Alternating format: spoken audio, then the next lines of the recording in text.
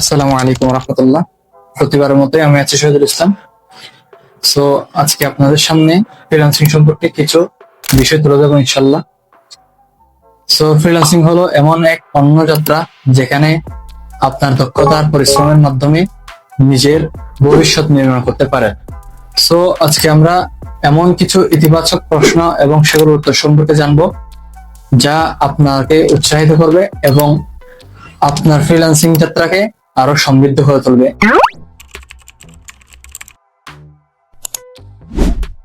So 1 নম্বর প্রশ্ন হচ্ছে freelancing কি? ফ্রিল্যান্সিং হলো স্বাধীনভাবে অনলাইন বা অফলাইনে কাজ করে ইনকাম করার একটি পেশা। এখানে আপনি কোনো নির্দিষ্ট প্রতিষ্ঠানের চাকরি না করে দেশ বিদেশের বিভিন্ন ক্লায়েন্টের প্রজেক্ট অনুযায়ী আপনি কাজ করতে পারেন। 2 নম্বর প্রশ্ন হচ্ছে ফ্রিল্যান্সিং থেকে কতদিনে ইনকাম করা যায়? এর উত্তর হচ্ছে আপনি কতটা দক্ষ ও পরিশ্রমী এর উপর নির্ভর করে। এখান থেকে কেউ 1 থেকে 2 মাসে সফল হয়, আবার কেউ কেউ 6 মাসে সফল হয়। তবে তার মধ্যে ধৈর্য, স্কিল, প্রোফাইল এবং মার্কেটিং সবই গুরুত্বপূর্ণ।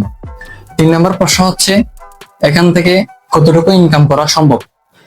এর উত্তর হচ্ছে ইনকামের পরিমাণ ডিপেন্ড করবে আপনার কাজের ধরন ও দক্ষতার উপরে।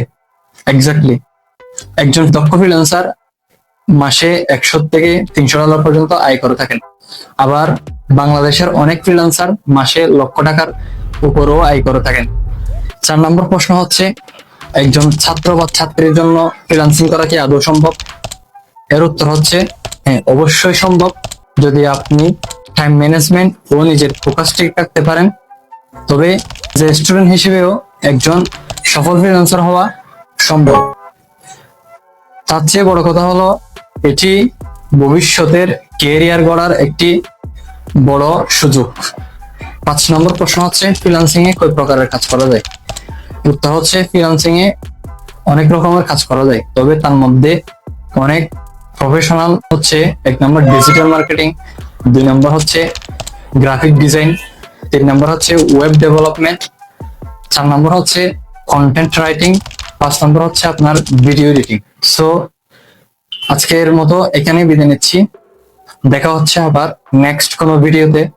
সালামু আলাইকুম রহমতুল্লাহ।